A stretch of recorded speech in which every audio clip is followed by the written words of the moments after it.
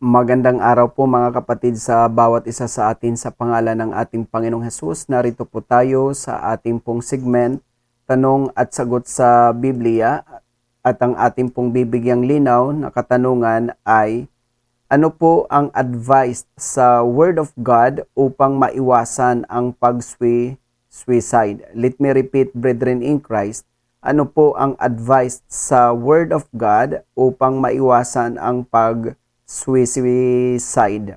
Mga kapatid, ang mga payo ng Diyos na ating pong masusumpungan, ating matatagpuan at ating pong makikita sa kanyang mga salita, commonly these are God's promises sa atin kasi ang pangako ay nagbibigay po sa atin ng pag-asa. Ang pangako ay patuloy po nagbibigay sa atin ng pagtitiwala po sa Diyos, mga kapatid. At ang pangako ay nagbubunsod po ito upang magkaroon tayo ng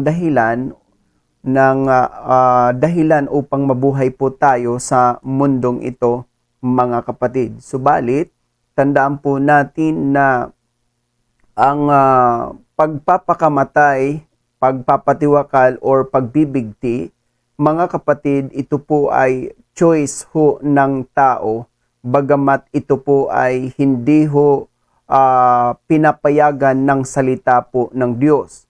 Basahin po natin sa Deuteronomy 30:19, ito ang wika sa Tagalog, ang Biblia.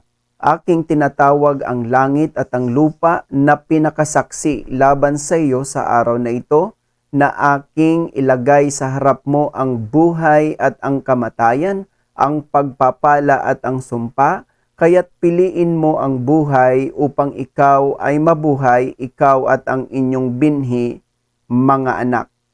Mga kapatid, nagbigay na po ng mungkahi ang Diyos sa buhay ng bawat isa sa atin na kung mayroon tayong pipiliin ay buhay, hindi ho kamatayan, sapagkat inilagay sa ating harapan, mga kapatid, ang kamatayan at ang buhay, ang sumpa at ang pagpapala. Kaya the choice is our, brethren in Christ. Again, ating pong choice kung gusto nating mabuhay, atin rin pong choice kung gusto nating mamatay, mga kapatid. Pero again, ang mungkahi ng Diyos ay hindi po natin piliin ang kamatayan, kundi piliin po natin, mga kapatid, ang buhay, nang sa gayon tayo ay mabuhay at mabuhay din ang ating mga anak.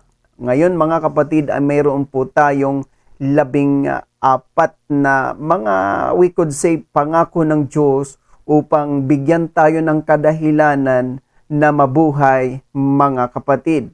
Number 1, mayroong kang buhay na may pag-asa sa Diyos. These are the advices from the Word of God. Let me repeat, mayroong kang buhay na may pag-asa sa Diyos. Tandaan po natin, mga kapatid, huwag natin po sayangin ang ating buhay dahil tayo po, mga kapatid, ay may buhay na may pag-asa sa Diyos despite na nakakaranas tayo minsan ng mga pagsubok, problema, pasanin at suliranin sa buhay, subalit mayroon po tayong pag-asa sa Diyos. Let us read here in Jeremiah 29:11, sapagkat nalalaman ko ang pag-iisip o plano na aking inisip sa inyo, sabi ng Panginoon, mga pag-iisip, plano tungkol sa kapayapaan at hindi tungkol sa kasamaan, upang bigyan kayo ng pag-asa sa inyong huling wakas. So, ang plano po pala ng Diyos o ang pag-iisip ng Diyos, mga kapatid, ay plano ng kapayapaan, mga kapatid, plano ng pag-asa, at plano na magkaroon tayo ng mabuting wakas, mga kapatid. At wala po siyang plano ng tungkol sa ating kasamaan, wala pong plano ang Diyos para sa ating pong ikapahamak, mga kapatid. Kaya, huwag natin sayangin ang ating buhay. May plano ang Diyos sa ating buhay. Number 2, mayroong kang buhay na may tungkulin sa Diyos. Tandaan po natin, we live, brethren in Christ, for a reason. Sabi ko nga, everything that exists has a reason, brethren in Christ. Gayon din po tayo, bakit tayo nag-i-exist sa mundong ito ay mayroon pong mga kapatid layunin ang Diyos sa ating o mayroon tayong tungkulin na gagampanan sa ating mga buhay. Atin pong basahin sa Ecclesiastes chapter 12 verse 13, ito ang wika sa Tagalog ang Biblia. Ito ang wakas ng bagay, lahat ay narinig. Ikaw ay matakot sa Diyos at sundin mo ang kanyang mga utos sapagkat ito ang buong katungkulan ng tao. Hindi lamang po tayo nabubuhay para magtrabaho, kumita, kumain, magsaya, magpahinga, at para po tayo lamang mabuhay. Nabubuhay din po tayo para po maglingkod sa ating Panginoon sapagkat ito ang buong katungkulan ng tao. Kaya bakit po natin sasayangin, mga kapatid, ang ating buhay na binigyan tayo ng pribilehiyo at saka oportunidad na makapaglingkod po sa ating Panginoon. Number 3, mayroong kang buhay na may layunin sa Diyos. Brethren in Christ, as what I said earlier, brethren, na everything that exists has a purpose. May purpose ang buhay natin. Hindi po aksidente kung bakit tayo po among million of sperms, brethren in Christ, or sperm cell, mga kapatid, bakit tayo po ang nabuo, tayo ang naging tao? Because I firmly believe that God has a purpose sa buhay po natin. There is no such accident in this world, brethren in Christ. At ating pong basahin dito po sa Ephesians chapter 2 verse 10, Tagalog ang Biblia, sapagkat tayo'y kanyang gawa na nilalang kay Kristo Jesus para sa mabubuting gawa na mga inihanda ng Diyos ng una upang siya nating lakaran. Brethren in Christ, we are created to do good works. This is the very purpose of God. And of course, bakit po tayo, mga kapatid, gagawa ng kabutihan? Because ang Diyos ay magiging mabuti sa atin, mga kapatid. Kaya wag po natin sayangin ang ating buhay dahil mayroon pong layunin ang Diyos sa ating mga buhay upang tayo ay makagawa ng mabuti sa ating kapwa at ang Diyos ay makagawa rin ng mabuti sa ating mga buhay. Number 4, mayroong kang buhay na may halaga sa Diyos. Tandaan po natin, we are valuable in the sight of God. Let us read here in Luke chapter 12 verse 7, Tagalog ang Biblia. Datapwat maging ang mga buhok ng inyong ulo ay pawang bilang na lahat. Huwag kayong mga takot, kayo'y lalong mahalaga kaysa maraming maya. Nakita po natin, mga kapatid, na tayo ay mahalaga sa mata ho ng Diyos kasi kahit po smallest detail ng buhay po natin, tulad po ng buhok, ay bilang po ng ating Panginoon. Kaya mahalaga ho tayo sa Diyos. Bakit po natin sasayangin ang ating buhay na tayo po ay mahalaga sa Diyos, mga kapatid? And again, even the smallest detail ng buhay po natin ay alam po ng ating Panginoon. So ganun po tayo kahalaga ho sa Diyos. Number 5, mayroong kang buhay na pinili or hinirang ng Diyos. It is not an accident kung bakit ikaw ang pinili, hinirang ng Diyos sa kadami-dami po ng tao sa buong sanglibutan. Dahil ito po ang ating mababasa sa Ephesians 1:4, Tagalog ang Biblia, ayon sa pagkapili niya sa atin sa kaniya bago itinatag ang sanglibutan, upang tayo'y maging mga banal at mga walang dungi sa harapan niya sa pag-ibig. So here, brethren in Christ, we have been chosen before the foundation of the world. Kaya tandaan po natin, it is not an accident kung bakit ikaw ay naging born again, ikaw ay naging Kristiyano, ikaw ay naging mananampalataya, ikaw ay naging anak ng Diyos, because before the foundation of the Lord, God has chosen you already. Kaya wag mong sayangin ang iyong buhay dahil ikaw ay pinili ng Diyos bago pa man malalang ang sanglibutan. Number 6, mayroong kang buhay na masagana sa Diyos. Mga kapatid, tandaan po natin ang intention why the Lord Jesus Christ came down from heaven to earth ay upang tayo ay bigyan ng masaganang buhay. At atin pong mababasa ito sa John 10:10, Tagalog ang Biblia. Hindi pumaparito ang magnanakaw kundi upang magnakaw at pumatay at pumuksa. Ako'y, ani ni Jesus, na parito upang sila'y magkaroon ng buhay at magkaroon ng kasaganaan nito. So, mga kapatid, tandaan po natin ang gusto ng Diyos na buhay po natin ay buhay na masagana, buhay na matagumpay, buhay na maunlad, mga kapatid. Kaya bakit po natin sasayangin ang ating buhay? Yamang tayo po, mga kapatid, ay mayroong buhay na masagana sa ating Panginoon. And number 7, mayroong kang buhay na di pinababayaan ng Diyos. Mga kapatid, anuman po ang ating mga pinagdadaanan sa buhay, anuman po ang ating mga nararanasan sa buhay, o anuman ang ating mga kinakaharap sa buhay, isa lang ang tiyak, hindi po tayo pababayaan ng Diyos. Ito po ang wika sa Biblia, Hebrews 13:5, Tagalog ang Biblia. Mag-ilag kayo sa pag-ibig, mangilag kayo sa pag-ibig sa salapi, mangagkasya kayo sa inyong tinatangkilik, sapagkat siya rin ang nagsabi, sa anumang paraan ay hindi kita papagkukulangin, sa anumang paraan ni hindi kita pababayaan. So here, brethren in Christ, ganun po na anuman ang ating sitwasyon, mga kapatid sa buhay, isa lang ang tiyak, hindi ho tayo pababayaan ng Diyos. Bakit po natin sasayangin ang ating buhay? Yamang alam pala po natin na tayo ay hindi pababayaan ng Diyos. Number 8, mayroong kang buhay na may katugunan sa Diyos. Ang wika nga, Panginoon, mga kapatid, whatever we ask in the name of the Lord will be given unto us. Kaya tayo po ay may buhay na may katugunan sa Diyos, mga kapatid. Basahin po natin sa Philippians 4:6 and 7, Tagalog ang Biblia.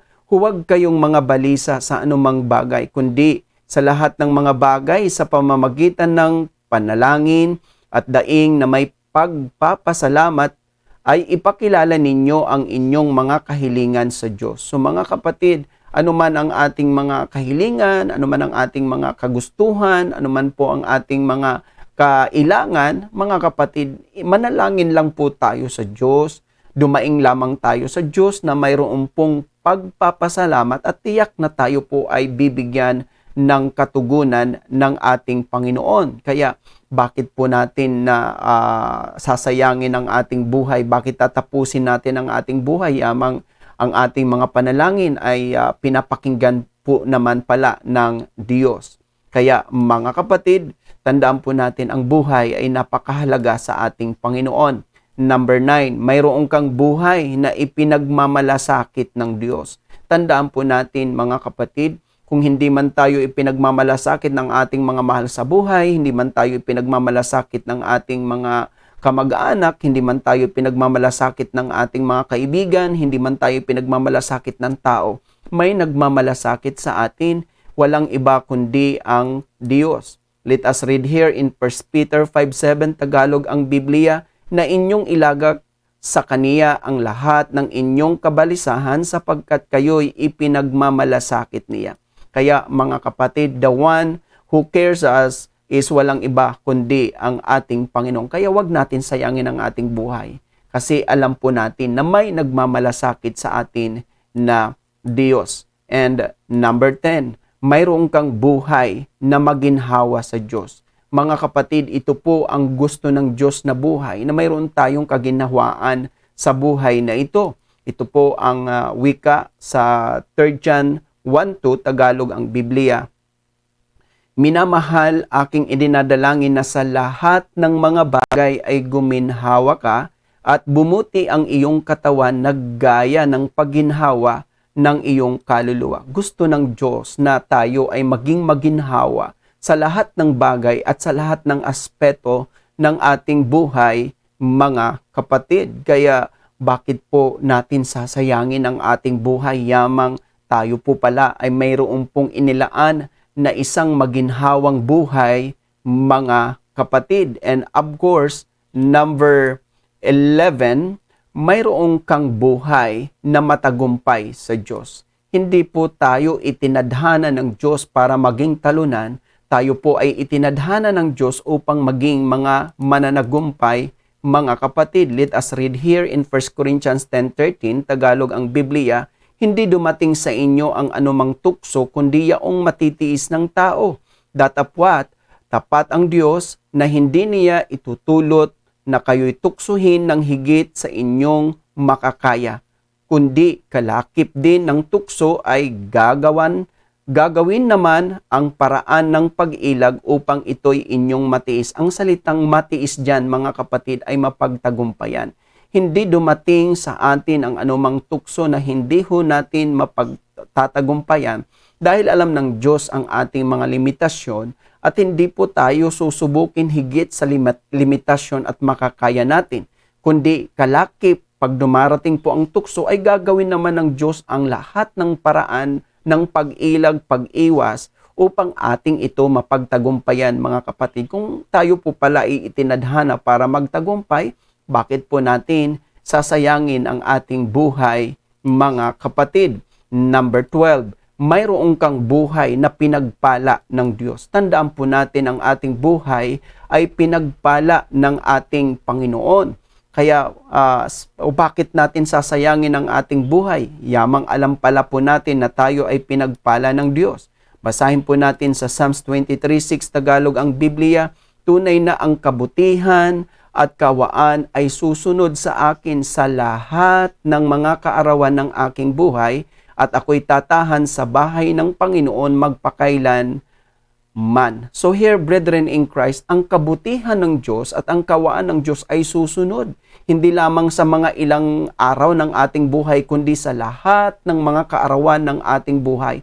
Habang tayo nabubuhay, susundan tayo ng pagpapala ng Diyos, susundan tayo ng kabutihan ng Diyos, susundan tayo ng biyaya ng Diyos, mga kapatid. Kaya kung pinagpalang ating buhay, huwag po natin sayangin, mga kapatid. Number 13, mayroong kang buhay na pinaingatan ng Diyos. Tandaan po natin, mga kapatid, kung paano po ang isang ina iniingatan at inaalagaan at pinoproteksyonan ang kanyang maliit na anak, gayon po ang Diyos sa atin na kanyang mga anak. Tayo po ay iniingatan, mga kapatid, at pinoproteksyonan. At atin po ito mababasa sa Psalms 91 verses 10 to 11. Ito ang wika sa Tagalog ang Biblia. Walang kasamaang mangyayari sa iyo, ni anumang salot ay lalapit sa iyong tolda, sapagkat siya'y magbibilin sa kanyang mga anghel tungkol sa iyo upang ingatan ka sa lahat ng iyong mga lakad. Kaya, mga kapatid, whatever we do, rest assured tayo doon po sa protection at pag-iingat ng Diyos sa ating mga buhay dahil nagbilin siya sa kanyang libu-libu at hindi mabilang na mga anghel na tayo po ay ingatan, mga kapatid, sa lahat ng ating mga lakad.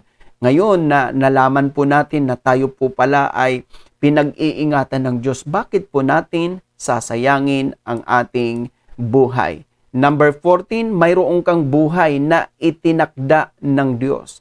Before the world was created, brethren in Christ, ay ang buhay natin ay nakatakda na at isinulat na po ito sa aklat, mga kapatid. At atin pong mababasa ito sa Psalms 139 verses 14 to 17 Tagalog ang Biblia. Ako'y magpapasalamat sa iyo sapagkat nilalang ako na kakilakilabot at kagilagilalas ang iyong mga gawa at nalalamang mabuti ng aking kaluluwa. Ang katawang ko'y hindi nakubli sa iyo nang ako'y gawin sa lihim at yariing mainam sa mga pinakamababang bahagi sa lupa. Nakita ng iyong mga mata ang aking mga sangkap na di sakdal at sa iyong aklat ay pawang nangasulat kahit na ang mga araw na itinakda sa akin nang wala pang anuman sa kanila. pagka mahalaga rin ng iyong mga pag-iisip sa akin, O Diyos, pagkadakila ng kabuuan nila. Let me emphasize, brethren in Christ, at sa iyong aklat ay pawang nangasulat kahit na ang mga araw na itinakda sa akin nang wala pang anuman sa kanila. So, brethren in Christ, we are destined to prosper, we are destined to succeed. Brethren in Christ, we are destined to enjoy the blessings of God in this life. Kaya mahalaga ho na makita po natin na tayo po mga kapatid ay itinakda ng Diyos sa mga bagay na mabubuti, mainam at magaganda. Kung ang Diyos ay mayroong pong maganda, mainam at mabuting itinakda sa ating buhay, bakit po natin sasayangin ang ating buhay, mga kapatid? Sapagkat tandaan po natin na ang solusyon sa anumang mabigat na pagsubok, sa anumang mabigat na problema, sa anumang mabigat na pasanin, mga kapatid, ay hindi po yung pagpapakamatay, hindi po yung pagpapatiwakal, hindi po yung pagbibigti. Dahil tandaan po natin, habang tayo ay may buhay, tayo po ay may pag-asa. Ito po ang wika sa Biblia. Sa Ecclesiastes 9:4 Tagalog, ang Biblia, sapagkat sa kaniya na napisan, sa lahat na may buhay ay may pag-asa, sapagkat ang buhay na aso ay maigi kaysa patay na leon. Let me repeat, brethren in Christ. Sapagkat sa kaniya na napisan, sa lahat na may buhay ay may pag-asa, sapagkat ang buhay na aso ay maigi kaysa patay na leon. So here, brethren in Christ, tandaan po, lahat ng may buhay may pag-asa. Kaya anuman ang ating pinagdadaanan sa buhay, anuman ang suliranin natin sa buhay, anuman ang ating kinakaharap sa buhay, mga kapatid, tandaan po natin, hanggat tayo ay may buhay, tayo po ay mayroong pag-asa sa Diyos. Kaya nga po, ang sabi ng Bible, huwag tayong magpakamangmang kasi bakit tayo mamamatay bago dumating ang ating kapanahunan o bago dumating ang takdang kamatayan sa atin. Mga kapatid, ito po ang mungkahi sa Ecclesiastes 7:17, Tagalog ang Biblia, huwag kang magpakasamang lubha ni magpakamangmang man, bakit ka mamamatay bago dumating ang iyong kapanahunan. Mga kapatid, huwag natin tapusin ang ating buhay na hindi pa naman ito talaga ang itinakda sa atin ng Diyos.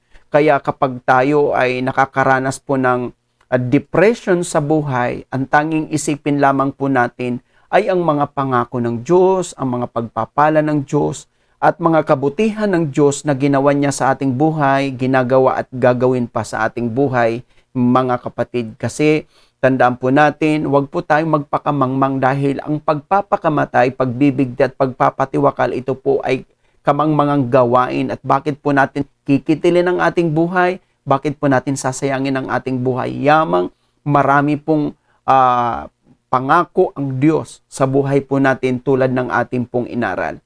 Kaya mga kapatid, I hope that I answered the question, ano po ang advice sa Word of God upang maiwasan ang pag-suicide, brethren in Christ.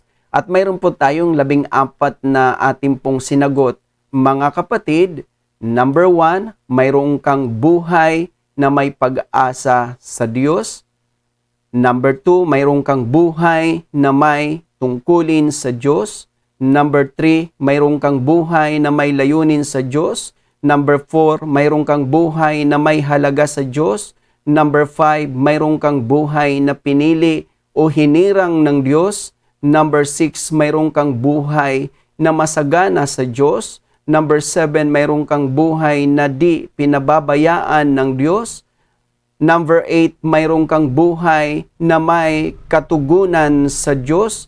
Number 9, mayroon kang buhay na ipinagmamalasakit ng Diyos. Number 10, mayroon kang buhay na maginhawa sa Diyos. Number 11, mayroon kang buhay na matagumpay sa Diyos. Number 12, mayroon kang buhay na pinagpala ng Diyos. Number 13, mayroon kang buhay na pinag-ingatan ng Diyos. And number 14, mayroon kang buhay na itinalaga o itinakda ng Diyos. And these are the advices from the Word of God.